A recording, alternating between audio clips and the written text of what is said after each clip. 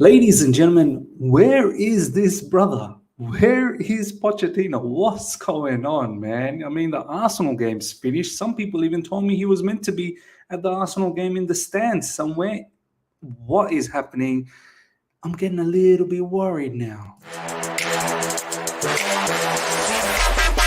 All right. Here we go, back again on the other side of the coin.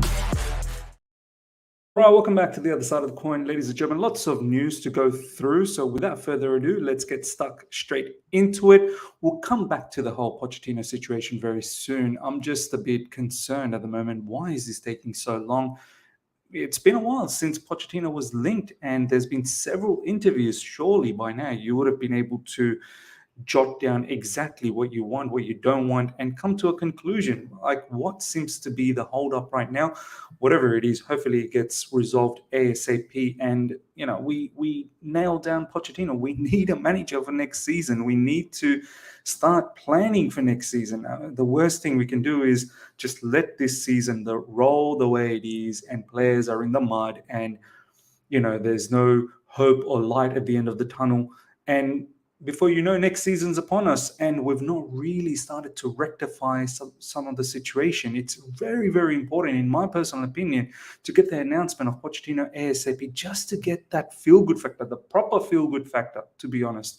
And just for the players, mind, for their sake, to know that, yes, it will turn around. It will be fine next season. And for the fans as well, just to have a feeling, a hope that we're not going to be fighting for relegation next season. So we'll see what happens. We'll come back to this particular news. But as I said, lots to go through. We'll start from here, Mr. Todd Boehly. Todd Boehly on Chelsea. There's a lot that we've learned about the different markets. Apparently there's some sort of seminar happening, and he's there, and he's provided some comments in regards to Chelsea Football Club. There's a lot that we've learned about the different markets, the global aspect of it. The fans are demanding. They want to win. We get that. We want to win. But our view, though, that this was a long-term project, and we are committed to the long term. We very much believe we're going to figure it out. I mean, we want to win. Fans want to win. They want to win. But we need to understand that this is a long-term project. This is where I get very annoyed when I hear long-term projects, process, this, that, the other. It's fine. I get it. I don't mind a project. I don't mind a process, but don't put it in a context where winning is compromised. Just because we have a long-term project, just because we have a process, it's as if we need to compromise the wins. We need to have the sufferings that we are having right now in order to be successful in the long-term project. I don't buy that. Not once have I ever said, let's have a 100% win ratio. Not once. But I don't think personally that we need to be 13th, 14th, 15th in order to succeed in life. We simply don't need to follow that route. I would have taken, honestly, this season, I would have been happy with the 5th, 6th, 7th finish, because I understand it's a transition. We've all of a sudden sacked Thomas Tuchel, new owners. We've got out of the sanctions. There's been a lot of change. I completely get that. And I would have taken, as I said, 5th, 6th, 7th finish with some form of dignity, with some form of belief that the following seasons coming up, we can work on that. But the fact of the matter is the kind of nightmare season that we've had this season, that's not acceptable. It's simply not acceptable. And I'm definitely not even going to accept it by saying, oh, but this is part of the long-term project, but this is part of the process. Bollocks, man. Absolute bollocks. It's not. This is not how it's meant to be. Further, Todd Boehly goes on to say, the coach is the conductor of the team, which is fantastic. Look, as I said, and I've been saying it for the past few videos, live stream, more than anything, I need the owners. I need the owners to learn first quickly. They have made some monumental mistakes, especially through managerial decisions and also some form of transfer decisions as well. Aubameyang being one of them, and many more. They need to buckle up. They need to first learn before anyone else. For me, they hold bulk of the blame as to where this season has gone. They need to fix up first immediately, and then we can start looking into the board. and the players, and so on and so forth. I'm a massive believer of that. Chelsea won the majority of their clear-out done before pre-season starts. Co-sporting directors Paul Winstanley and Lawrence Stewart will be placed in charge of trying to cut the squad as quickly as possible. And it is understood Chelsea have already spoken to intermediaries about trying to help them find buyers. This is from Matt Law. A source said selling these players will be much easier said than done. Look at how they've played. Selling these players won't be, I believe, will be much easier said than done. I think what they mean is won't be much easier said than done. Look at how they've played this season and how much money they earn. Also, the markets that Chelsea have traditionally sold to in Italy and Spain now have financial issues. Look, this is why I've never underestimated this situation. Selling players is going to be extremely difficult. Extremely difficult. And yeah, Matt Law's right. With the shambolic season that we've had, it's not going to make it easier. It's not going to make it attractive for some of these players to be sold. And we do need to get a lot of players out. Now, the other issue here is this a particular, because I think I saw somewhere here saying that this is apparently one of Pochettino's demands before he joins. He wants a lot of these players gone. I saw somewhere in the news. It's not covered in this particular situation. Chelsea won the majority of their clear-out done before pre-season starts. They're saying this, but I did see from other outlets saying that apparently this is one of Pochettino's requirements before joining in. So I don't know. Is Pochettino's situation getting held up because of certain demands he's making? Look, I'm all fine. Make as many demands as possible, Poch, because you got to make sure you're coming into a situation on your own right. You shouldn't be pushed around and shoved around to make a decision. And I like this. People tend to sort of tag the label of he's a yes man. I might have even said it previously as well, but I like this attitude. If that's the case, it clearly shows Poch probably isn't a yes man. He wants to come in on his own merit and on his own accord, and I absolutely appreciate that. But is this something that's hampering the situation of getting the job? Is this something that is making the owners feel, they're asking for a bit too much? Like, just keep your mouth shut and accept the deal and come and join. Like, this is where I feel owners need to learn quick ASAP. Now, I don't know. Obviously we've already heard Pochettino wanting, the owners no part to be in that dressing room. Some rumors floating around that he wants certain players gone before he even joins. That will be very difficult because, the season is still on now, and we are expecting at least Pochettino by the end of this season and first week of June. But if he's wanting some of these players gone before he even joins, we're talking about maybe 30th June. Look, I don't know.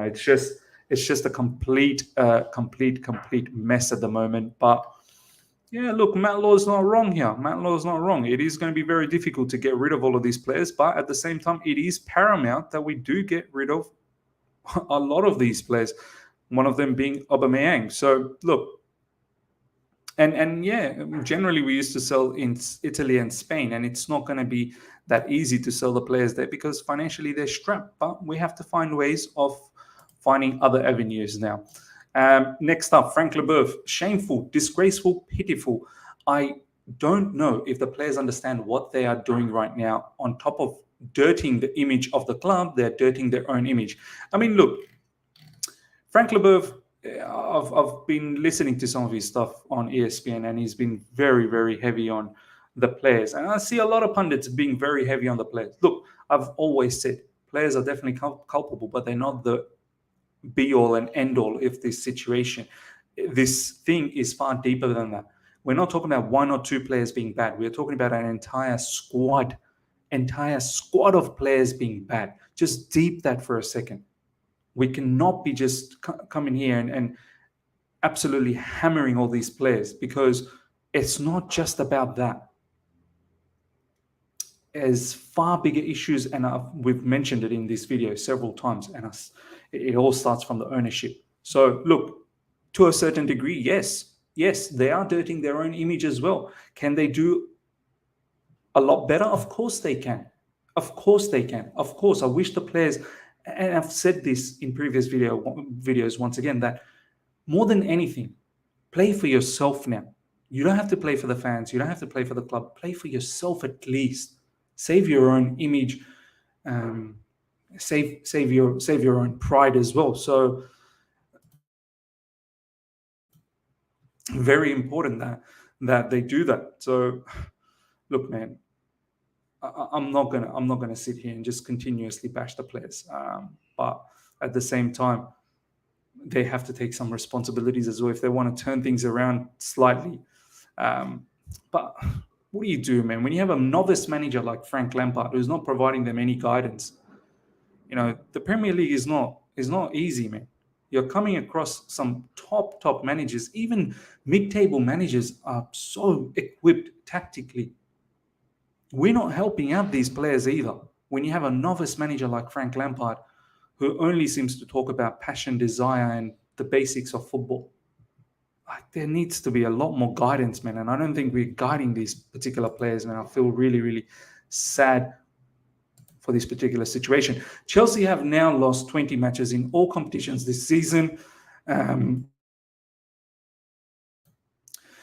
Excuse me. Chelsea have now lost 20 matches in all competitions this season. The last time this happened was in 1987-88, where 16 of the losses came from the league matches. This caused a relegation to Division 1. Chelsea are currently on 14 league losses, 2 away from,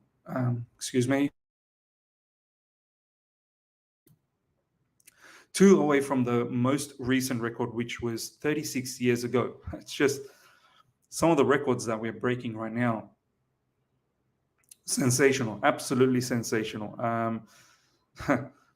Chelsea have now lost 20 matches in all competition this season. The last time this happened was in 1987-88, where 16 of the losses came from league matches. This caused a relegation to Division 1. And we're 14 league losses now, 2 away from the most record. It's just mad, man. It's absolutely just mad.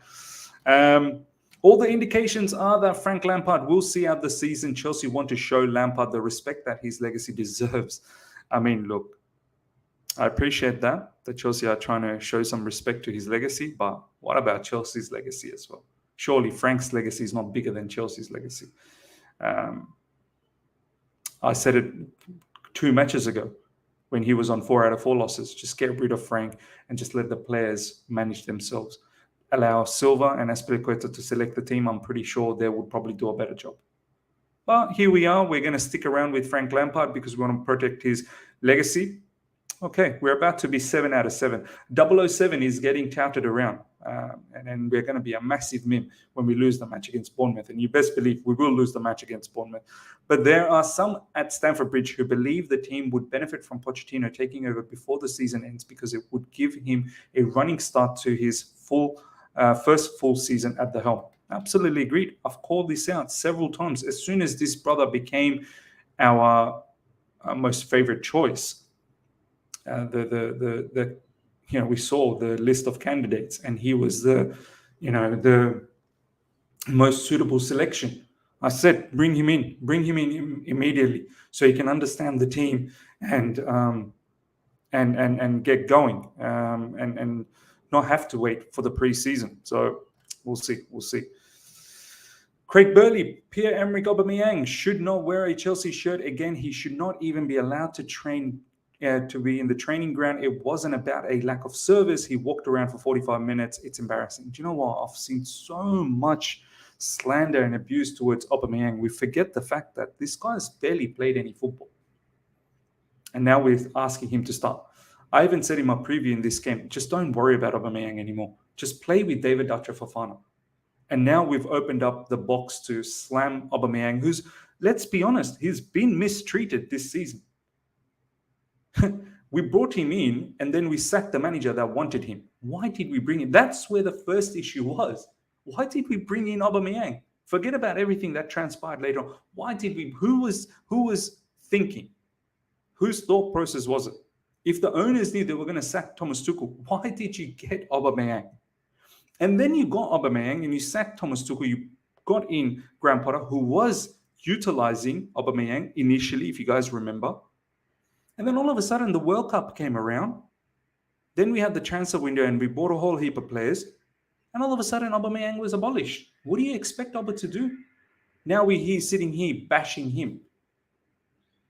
Pundits bashing him. It's just not fair. Of course he needs to go. I'm not vouching for Pierre-Emerick Aubameyang to stick around at Chelsea Football Club. He needs to go. But it's ridiculous that we're just going around and smashing all of these players unnecessarily. These pundits need to talk about the ownership. And they need to talk about all the decisions that have been taken. Craig Burley needs to talk about why has Aubameyang been bought in the first place. I think that's where the conversation needs to be. And then the fact that he's been abolished and now all of a sudden, Graham Potter gets sacked and now he comes into the frame. No one asked Frank Lampard to select him. Why is Frank Lampard selecting him? Why isn't Frank selecting David Fofana? It's just all mad. It's all a mad deflection. I'll blame this player, blame that player. Let's not talk about the real thing. Who's going to ask the real question to Frank Lampard? Why aren't you selecting David Fofana? It's uncomfortable conversations. An arrest has been made after the incident with the laser pen and Mudryk. Statement from the Metropolitan Police: a 21-year-old man was arrested at the Emirates Stadium during the Arsenal versus Chelsea match on 2nd May on suspicion of public order offence. He was being taken into custody. Fantastic. I mean, that was disgusting to see lasers being pointed at Mudryk. I get it. Whole heap of drama, controversy with the whole Mudryk to Arsenal situation, ends up signing for us, but the laser thing, come on, man. Like, know your place. And I know these fans, there are a lot of idiots out there. You can't stop it, but I'm glad that we got to the bottom of it and he's been arrested. Pierre-Emerick Aubameyang responds to Instagram post about him. Sometimes people forget what's the real life and forget about how you can't control what's happened. Someone tweeted out saying, honestly, feels so bad for him. Always positive, almost lost his mother, caught malaria, toxic and at Arsenal, went to Barca and got his house robbed, now gone to Chelsea and not playing at all, was made fun of at Stamford Bridge by our own players, and now booed by fans that he loved in Arsenal. And that was the response that Aubameyang had. Look, we need to understand from the player's perspective as well. I truly believe we've done Aubameyang dirty, but my first question is, why did we even get him if we don't have a plan for him? We ended up getting him, then we abolished him. Kind of feels pretty strange. Florian Plettenberg, last but not least, ladies and gentlemen, news. Osimhen, the contract with FC Bayern has cooled down because of his price tag. At this stage, a transfer is not affordable for Bayern. The club won't pay more than 100 million euros for a new striker, and Napoli is still demanding up to 150 million. Bayern is aware of it, therefore no concrete talks with Bayern at this stage. Look, 150 million euros, no one is touching Osimhen unless it's PSG. I don't even think Chelsea's in the race anymore for it. As much as we need a striker and as we probably have that money, financial fair play, we're going to be in the mud. And it's not going to happen. We have already seen Jude Bellingham now getting closer and closer to Real Madrid. Another one that we got linked. Obviously, Liverpool was mostly linked to him, but I don't think we're going to do all of these big money transfers in summer anymore. And in all honesty, I think we should stay away from it. We should try and fix our books and make sure that we're within the rules and regulation of financial fair play. And then obviously make some smart and shrewd signings. Enough. We've done enough damage, man. I feel ashamed for the amount of money that we've spent, and we're going to be 13, 14, 15, 16, who knows, God knows where.